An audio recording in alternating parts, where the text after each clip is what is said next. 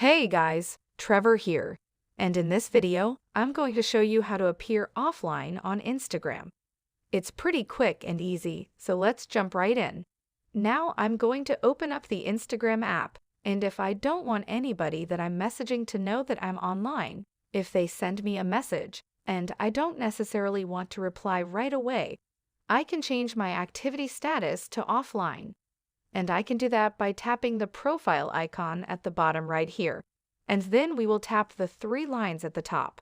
Right, and then tap on Settings at the top. Next, what we'll do is we'll tap on Privacy, the third option, and then you can see right towards the bottom there is Activity Status. So I can tap on that. And if you want to appear offline, you want to make sure the Show Activity Status is toggled off. If it's toggled on, then it will show anybody that you're messaging with and communicating with on the Instagram messages. It'll show them that you're online and they might expect you to reply. But if you want to appear offline, just make sure that activity status is turned off and they won't know if you're on the app or not on the app. Hope this helps. Thanks for your time today, and I'll see you on the next one.